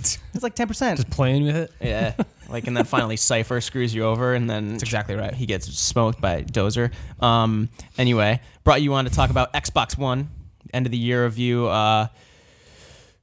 I think this year was also a big turnaround for Xbox One, or at least, again, I mentioned this earlier when we were talking about the Wii U with the Switch announcement. I think the Xbox, how do you even say it? Project Scorpio or Xbox Project Scorpio or Xbox Scorpio, Xbox One Scorpio? Stop saying Xbox and Scorpio right now. Yeah. Why didn't you stop me before that? I'm going to keep going. All right. So the Scorpio was announced. And, from what they've said, it's going to be more powerful than the PS4 Pro, which was released, which we'll get into in the last segment today.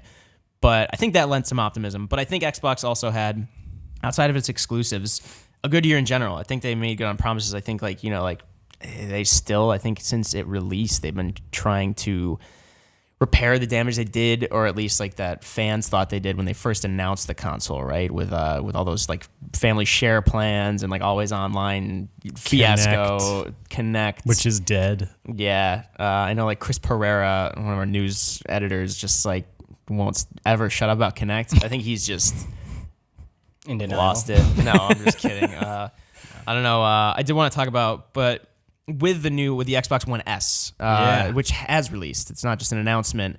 That was released, and that I think just between the downsizing the Xbox One, in terms of hardware improvements, can you talk about that? Are there any? Are they noticeable? There's some slight technical upgrades inside that some developers are quietly taking advantage of. Nothing vastly noticeable.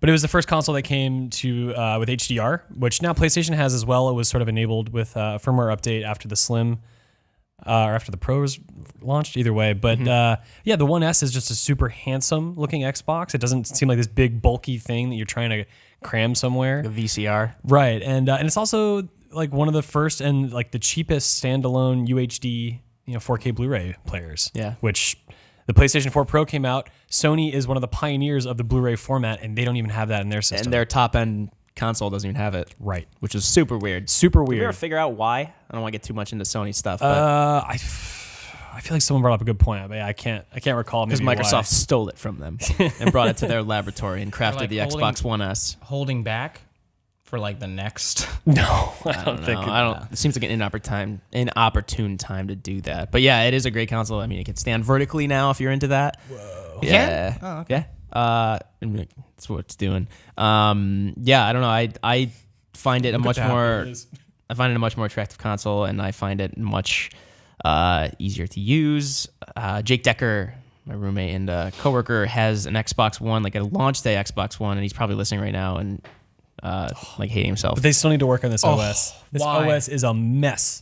They have improved it slightly, but that's not saying much because it's you can still polish a it's turd, still slow. but you It's still it's. I thought so. I thought you were right, and then I realized I think you're wrong. Like, why? Like, Change it's- of heart. It is just. It looks cooler, and you think it's there, but for some reason, it is so difficult.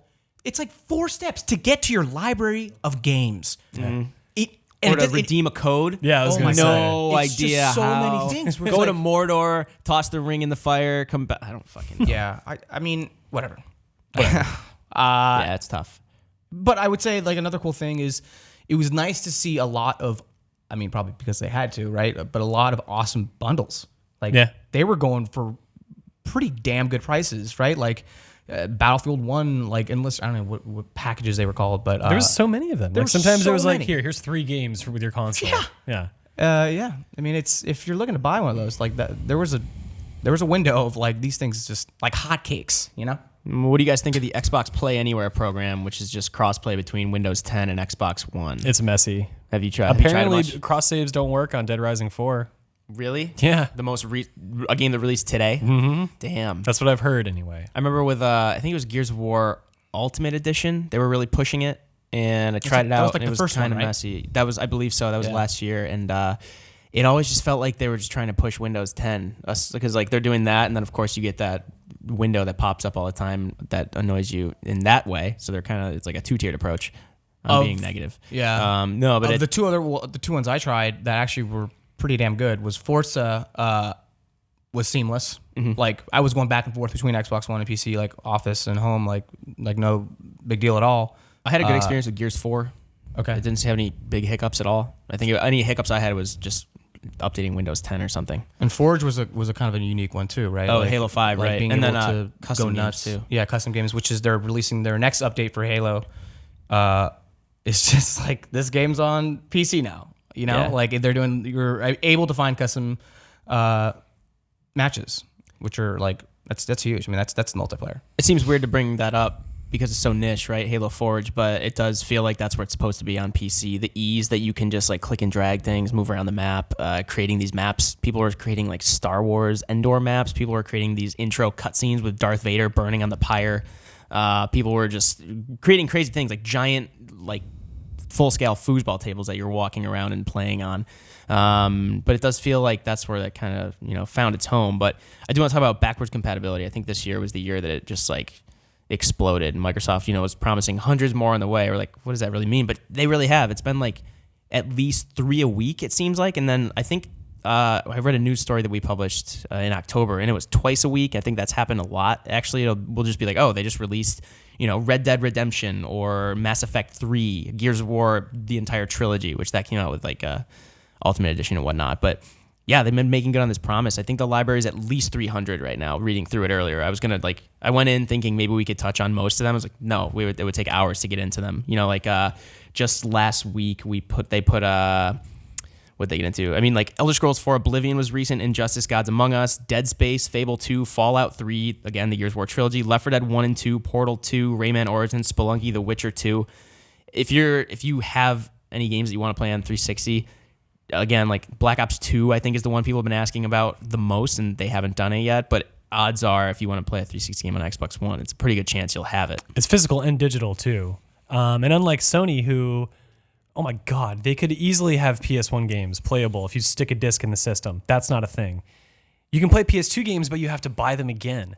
Like with Xbox One, the games that you already own work, that you don't have to do anything. So Microsoft is going out of their way to do something that's good for the fans and then making it as easy as possible for them to realize that once it's finally available, which is just amazing. It's incredible. Like they deserve I think the most credit for that this year.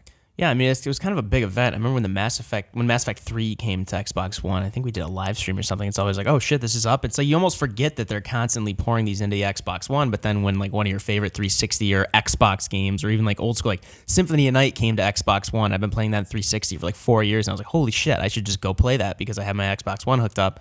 I want to play that game. I might as well play that in that format. It's just a new excuse to do so. And it feels like Microsoft has really been making good on the promise to keep that library, just like fueled. It's a pretty damn cool feeling to like I just now turned on the Xbox One and actually went through like all of my digital Right. purchases, and you just scroll through, it's like, oh shit, I have that game, and that They was just appear. a decade ago, right, Yeah. or more. It's like wow, it's there, because that's a big concern, right? Like Yeah. there have been many times where I've bought a movie, even like on iTunes, and like lost my account or something like that. You know what I mean? Like it's, you think you're doing digital purchases and it's safe, but not always. And this is like clear cut, like example of like this is, you know, yeah, again, a decade later, and it's like they are. I'm still buying like digital stuff that Sony puts on sale for like PS3, and then I realize, crap, now I gotta hook up my PS3 to play this. Right. Yeah. Right. Whereas like Xbox, you scroll into your library, like Kingdom for Keflings, what the hell are you doing here? And then you just, I don't play it. It's a just game I haven't thought of in a Dude, while. and know. saves are transferring too. Like Mass Effect 1, I was playing, I'd played 2, 3, and then like I was like, I gotta try 1 because I love that series so much. And Sorry, this was what a while series? ago. I'm sorry, Mass Effect. Oh, okay. I might And have missed that. you know, I think that was one of the first games they actually had backwards compatible, and there's my save from the Xbox 360. Like, Yeah. The power of the cloud. I mean, Red Dead Redemption releasing on that was big with the Red Dead Redemption 2 release announcement. I wish that released about a month or two ago. We did that live stream and everything. Played Red Dead Redemption on Xbox One. went great. Felt fine. Different Yeah. controller and console, but same experience. It's It was nice. great. Yeah, it's nice to like not, you know, if you wanted to like rekindle that fire when the game eventually comes out, you know, you don't have to buy it again, right? Yeah. Like it's there with your save. Yeah. That's Yeah. cool. So backwards compatibility, definitely one of the high points of Xbox One this year, and judged on the last few months, we can see a lot more of those releasing. I do want to touch on the software, though. There are a few exclusives and everything. Obviously, there are a few shared titles between the platforms. But Pete, you reviewed Quantum Break. All right. Thought it was all right. I think it was pretty divisive, right? Like a few outlets really liked it, Oh, yeah. which was surprising because yeah. I played it. I didn't really love it. I think it was pretty unremarkable, especially you see games like I don't want to spoil this now. You see other games doing like time control pretty well, and Quantum Break didn't seem to do anything. It seemed like more spectacle and everything. There's a lot of spectacle, and it led to some interesting stuff. But I think what everyone really took away from that game was like, hey, this thing uses TV episodes and mixes it with gameplay, and you can kind of tell that like the share of like the resources that went into this thing like weren't even, and at some points were probably like missing, like cars repeating shot from shot during a car chase scene in the TV show. Oh, yeah, I you know, remember it's watching just that, yeah. Low budget type stuff. just low budget stuff that made you like not really care about the show, and then some like kind of poor acting and writing as well. But then yeah, the gameplay was super boring because you'd be in combat and have these great abilities, and that was pretty good. There were some problems in there, but then you'd be outside like rewinding time to like move a 2x4 so you could cross over a dumpster. Like, oh god, to talk about deflating. Like, Yeah. not the best exclusive to hang your hat on. Yeah. Your In my review is up on opinion. the site. People can go read more in depth on that if they want to. Gears of War 4 I reviewed. Thought it was a good game. I really like Horde mode. I think, it's the developer of the Coalition with Rod Ferguson, who initially founded Black Tusk, but then, of course, became the Coalition when they got the Gears of War franchise. A lot of Gears of War veterans were working on it. I think this game was great in a lot of ways. They perfected Horde, I think. The campaign was fun, but I think it was pretty unremarkable. And then, multiplayer, they added a few new modes that made, Gears of War multiplayer even better than it already was. I don't think they changed too much. I know a lot of people loved this game, and I don't blame them. It's there's a lot to like. Forza Horizon 3, we've all played at least a little bit, right? Took this open world racing and kind of just made it this huge Australian wilderness that you could drive through, doing side quests and whatnot. What did you guys think of this game? Rob, you played it a little bit, right? I played it more than I thought I would. Right. I'm not like a huge racing fan, but it's hard for me to compare it to its predecessor. Yet there was just something about what kept me going in this open world was that it was a really awesome open world, and the diversity and tasks and moment-to-moment features were just so plentiful that I just found myself glued to it. You had such freedom. You could just, fly through a vineyard or look for a new car. You could find, just race people randomly on the road. There was something about like just consistently driving, and it's realistic, but it's also a lot of fun. And that's where they didn't hold anything back. And it kind of like, to me, makes me feel like, it makes me wish, we all wish we could go 120 on 280, like we can't, but Let Jesus take the wheel, Rob. right, just like no hands, do it, right? There's something about that. It kind of like, it tickles that fantasy of just like going fast. Yeah, it looks so It's good. that in looks motion. so freedom. good. Yeah, definitely. Such a smooth experience Yeah. and just pleasant to exist in, and just be there. Like having played a lot of The Crew, which kind of tackles a similar sort of like gameplay promise. It's just the moment to moment in Forza Horizon just feels so much better in almost every regard. Yeah, we've been talking, obviously this week we've been looking back at all the releases this year, and every time we talk about Forza, it's kind of the racing game that made racing game fans out of people who might not otherwise be. And I think Forza does that consistently, but definitely Forza Horizon 3, especially this year. The online components are really awesome too. I was definitely like into the free roam and seeing like just packs of guys just like tearing up on the runway out in the desert or the outback, excuse me, or seeing one of my friends who's playing like got a new time trial on this race. Do you want to like? It'll just say like, do you want to try top him? Yeah. And I'm like, damn right. Like that's just actually in the single player. Now I think about it, like it's just a nice mixture between the two. Like, sure, it's fun. It's a really fun game. To touch on one more exclusive before we close the segment out, Recore, Keiji, under the supervision of Keiji Inafune of Mega Man and Mighty Number 9 fame, or in fame, didn't really deliver. It seemed promising in a few respects before release. It seemed like this blend of kind of a Metroid Prime game which had Metroid Prime developers on it, from what I understand as well. And then, like kind of Mega Man, 3D Mega Man combat. From what I played, it just didn't really connect. I don't think it came to fruition. Timur Hussein, the UK editor, I believe, reviewed it, and I think he felt, similar. He didn't feel like he felt unpolished in a lot of areas, kind of, a little superficial in others. But I mean, it's an interesting game. It's worth maybe checking out for a couple hours, seeing what you think of it. If you had like a big fondness for the sort of stuff we saw when the PlayStation 2 was around, this game kind of embodies a lot of what those games did, which was very familiar, kind of accessible action shooting gameplay in this regard, with some polish, with some spectacle added onto it. And I don't think anyone's going to argue that this game doesn't have that. It's just like very pure, simple, fun action stuff. The thing that Timur and a lot of other people hung up on was that you have to collect these orbs like throughout the world to I think beat the game. Yeah. And it is like you pass by these environments and you could have got them in the first place, but the game doesn't really give you any hint as to how to find them. And so at the end of the game, it's like, all right, you got to go find them all. Sorry. Sure. Like it just doesn't seem like they were able to take it to, it didn't go full stop, right? It just kind of like got somewhere and was like, well, we just need to push this out. We told people it'd be out. They're excited for it. We don't want to make them worry. Sure. Kind of a disappointment, at least for me, and like you said, for you and a lot of other people, and Timur and everything. And it just doesn't, I don't know, didn't really deliver. But you can play it. You can check it out if you want. And Xbox One, with the Scorpio, I almost said it again, Xbox One Scorpio. With Scorpio on the horizon, we, just like the Nintendo Switch, there's a lot of promise for the console, for updating it and whatnot, and for Microsoft in general. But if you want to read the reviews for any of those exclusives, go check them out on GameSpot. And the report card for Xbox One is actually up, whether you're watching this live or as a breakout. So you can go read that by Chris Pereira, one of our news editors. Go check that out. Rob, thanks for joining us. Oh, I know. I'm out. With the exit, Rob Handler, bringing on Jake Decker to talk PS4. This is our last segment for the day. You guys Almost have been here 3:30. for a while. Yeah, it's almost 3:30. We're actually kind of on schedule, surprisingly. I thought Rob would talk too much or Justin would destroy something that we have to fix during the shoot. But Jake Decker, what's up? Yeah. He was very on time. He was early today. It was I think crazy. you got Punctual. under his skin when you were complaining about it. I give him shit all the time. But yeah, all right. Let's dig into the PS4. End of the year. Closed out the year pretty strong with exclusives. Again, 2 games that we didn't know when we would finally see. Nope. Until we saw them. And then we reviewed them if we're Peter Brown. Both of them. Nope. What? Final Fantasy is not exclusive. Sorry. Shit.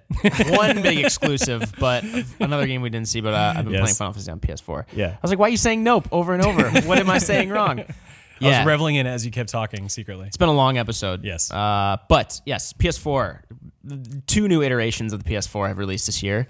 Again, we saw a few exclusives. We kind of, saw the beginning of these consoles being updated, much like you might a PC almost, maybe not as often or as in depth. But PS4 Slim released. Let's talk about that quick. What did that change? Was it just the size? Was it what of the hardware would make this appealing to someone who didn't initially have a PS4? Cheaper, smaller. I think just more pleasing in terms of both its aesthetic and the materials that it uses. And it came with HDR support, which now is supported by the entire PlayStation line. But yeah, it's just like a more refined system. I think there was like the original design was sort of like, pow, look at this like very like, slick design thing. And now it's just like, all right, it's just a good game console. We've made it a little bit smoother. So that's it. I like the original design more than Yeah? I think I think so. Like the sharp edges, parallelogram kind of thing. Yeah. all right. I forget if it's a parallelogram or a rhombus. One of those is the other. I'm not a geometrist. PS4 Pro a few months later. Hit me with that. Why would I want to get this? More power. That's it. Yeah.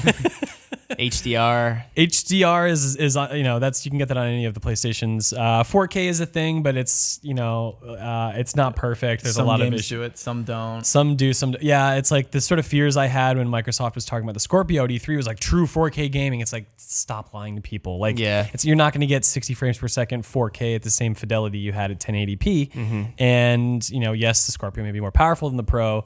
But here we are with a system that is upgraded, that is offering a very similar promise, and it's kind of doing it, but not really. Comes with a bigger hard drive on the Pro. That's nice. Doesn't have Blu-rays. Doesn't have Blu-ray. It has Blu-ray. It doesn't have UHD. Doesn't have UHD support. Yeah. Which Scorpio does. We don't know. The S does. S does. The Scorpio Getting those probably mixed have up. Yeah.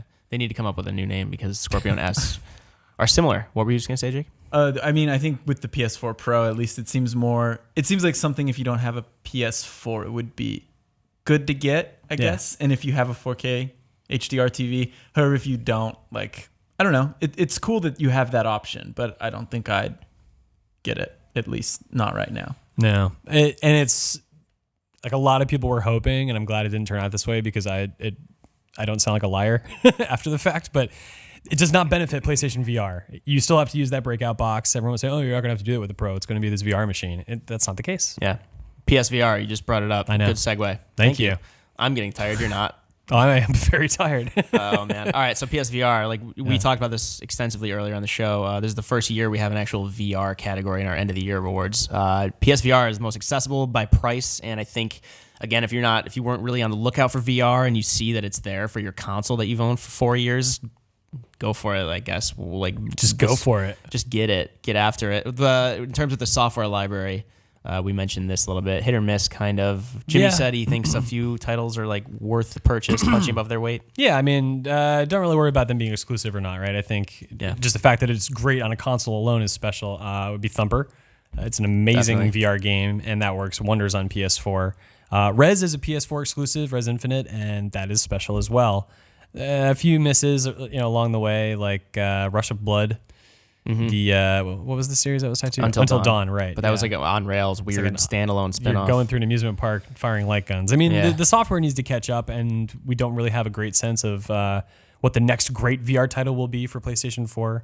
But it's certainly like it's easy to set up, it works well, and it's comfortable to use. And it's just a matter of time for developers to say, okay, cool, people like this. Let's give them what they want. As a fan of Resident Evil, I'm hoping Resident Evil makes good use of it. I've played it. I'm not totally convinced yet, but maybe when I'm playing through an entire playthrough, I'll change my mind. It also is sorry, what? I was going to say, I hope that even if I don't love VR in Resident Evil 7 for the whole time, it uses those tapes to like put you in new scenarios. Yep. I can imagine just like distinct like one-off moments in that game where you're like, I want this moment in VR, not to feel like you have to do the whole thing. Well, yeah, we mentioned this earlier.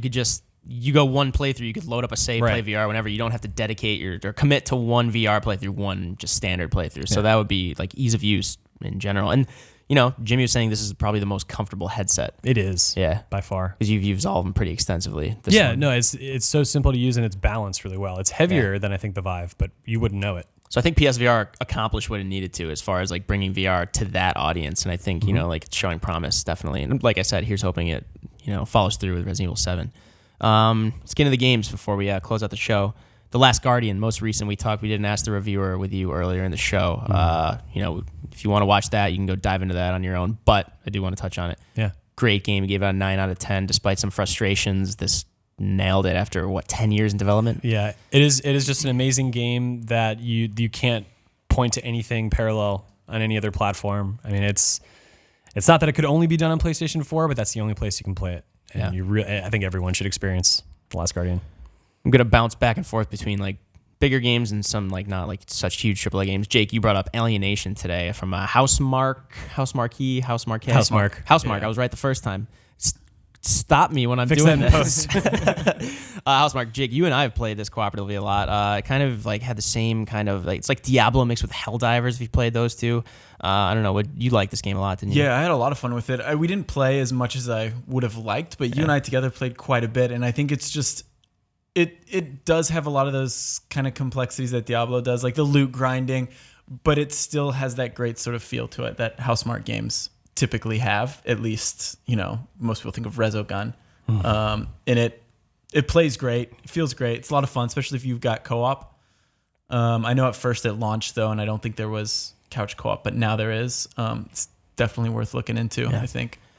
This isn't a console exclusive anymore. The Witness originally released for PS4 and Windows, I believe, in January, and then September it's since come to Xbox One, but originally it was a PS4 exclusive. I reviewed this, gave it a 9 out of 10. This is one of my favorite games of the year. I think this game is really important. It's tough to show it in gameplay like we're showing now. I'm sure you've heard of it by now. It's I think it was originally famous just because Jonathan Blow, who did Braid, worked on it, and you can call Braid and this game pretentious, and I think they very much are to a certain extent, but this game is really special. I think they take these mazes and they take the world and tie them together and tell this really cool contextual environmental story in such a way that it is one of my most memorable experiences. One of the hardest games I've ever played, one of the most like intellectually challenging, and just tested my patience in so many ways throughout the process, but it's well worth checking out, and I think the PS4 was better off at the beginning of this year for it. You're like a psychopath when you're reviewing this game. You're like a notebook that you'd open up, like write things down. You couldn't even be playing the game. You're like, well, what's he doing over there? Like sketching out like your different. Yeah, Leave me alone. Michael Hyam, our associate tech editor, was he had a notebook open on his desk today. I was like, are you playing The Witness? He's like, yeah, I'm finally getting into it. I was like, dude, I think everybody has that like psychopath, like serial killer notebook somewhere. Made of human skin. Yes, made of hair and human What's weird is that after a while, you were just writing down people you're going to kill. Yeah. Like it wasn't even like. Slowly. And it was just all Mike. You just start looking more and more like Jonathan Blow the more you play it. Oh, God. So yeah, the beginning of this year, PS4 kicked it off really well with that. Big game followed in March, maybe May. I reviewed this game. I should know when it released. Uncharted 4, probably the bigger exclusive aside from maybe The Last Guardian for PS4 this year. Naughty Dog. It was the first Uncharted without Amy Hennig writing. She's doing like working on Star Wars titles now up at EA and everything. And I really love this game. I gave it a 10 out of 10. You could throw food at me if you want or something. Tomatoes if we were in a crowded theater hall. No, I love this game. I think they not only did it tell an amazing character-driven, nuanced story on its own in a world that with moments I have not forgotten yet, and I don't think I ever will. It actually addressed Nathan Drake as a character from the first 3 games. It made the first 3 games even more powerful. I don't love the first game. I think the 2 is fantastic game. Like I think the general consensus is 3. I think stumbled a little bit, but I still love it. 4, I think it's the best Uncharted game. It is one of my favorite games ever. I love this game. I love the set pieces in it, like just being dragged through the mud on these trucks, jumping from truck to truck, and motorcycle in Madagascar. It's gorgeous. I can't say enough about it. I want to talk about it more, but unfortunately we don't have time. But Jake, I know you liked Uncharted 4. Yeah, Pete, you both liked Uncharted 4 a lot. Yeah. I think like at least my favorite thing with Uncharted 4 is that like Uncharted 1, 2, and 3, those stories felt very much about Nathan Drake, and this one does too. But it does put a lot of focus on a lot of its side characters, something that you actually bringing up yesterday. Like Elena plays a huge role in this, like just those two interacting. And there's like a great scene that I know we've talked about There's a lot. A few of them, yeah. Yeah, or there's a few, but there's one in particular that I think you know what I'm talking about. And then Sully too. And it's just a beautiful ending to a series that I've grown so attached to. I don't think it's just like a great like Indiana Jones-esque story anymore. I think they actually explored how his actions and his adventures have affected the people around him, and I think it was pretty powerful. And I think if you finish the game, it kind of becomes about why these stories can be important and like how it can help people. And I thought it was an amazing game in every single way.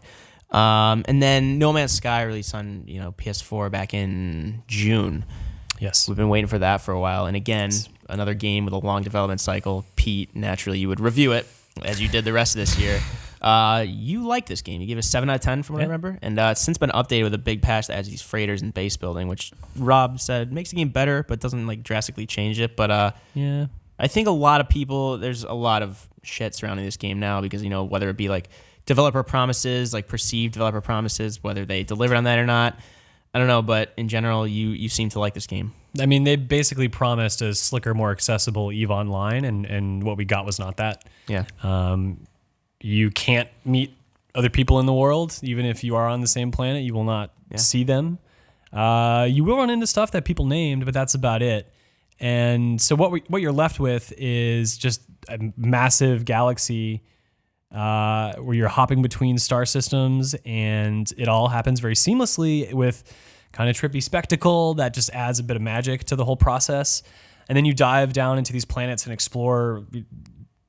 Some are very pleasant, some are very hazardous, some have no resources at all, and you've doomed yourself by landing and walking away from your ship. Others are just rich and bountiful, and you're leaving behind it's that old story of someone trying to carry too much treasure out of a place and like dooming themselves because they were so greedy. I mean, this game, you can kill yourself by being too greedy because you're spending too much time and just dying. Very fascinating game for a lot of reasons, but it's missing that the heart and soul. Like the only motivation in the game, well, there are two, is one, to get to the center of the galaxy, and two is to follow this path. This thing called Atlas is sort of beckoning you. I found that to be really fulfilling. It was kind of short-lived, and it was very linear in how it was told. So while very interesting, it wasn't enough to elevate the game to a must-play game. Mm-hmm. Really happy I played it. I think I put like 70 hours into it, and I could have played a little bit more, definitely, if not for new games. Yeah, and obviously, again, it's been updated since very recently, about a week ago, and you can play it in that updated form now. So yeah, overall, pretty strong lineup for PS4 this year. There was no Bloodborne, so that's a bummer. There's no Bloodborne 2 yet. Let's hope that get announced. Bloodborne was my game of the year last year. Was there Old personal. Hunters? No, Old Hunters was Old end Hunters of last was end of last year. Yeah, but right. Still. Anyway, so yeah, again, if you're watching this live, it's not up yet, but if you're watching this on YouTube or GameSpot, you can read the more in-depth end-of-the-year report card for PS4, written by one of our editors, and go check that out. Wow, this is a long episode. It's 3:40. Dang. We're not too far off. I was trying to be between 3:30 and 3:40, so we're right on the cusp. Anyway, Jake and Pete. Jake, thanks for coming on for this segment. Pete, thanks for being on for the whole show. Everybody watching, thank you so much for joining us for this longer episode. Jean-Luc Seipke, Mary Kish, and Eric Tay in the back. Thanks for helping us out back there with the TriCaster and whatnot. And we have the second segment of our Game of the Year deliberations to go into right now. Yeah, seriously, throughout this week, next week, the week after that, all throughout the holidays and whatnot, we will have end of the year, Game of the Year stuff to talk about. We'll have report cards. We'll have more in-depth discussions about our top 25 games, our top 5 games. And yeah, as always, thanks so much for joining us. We'll see you next time.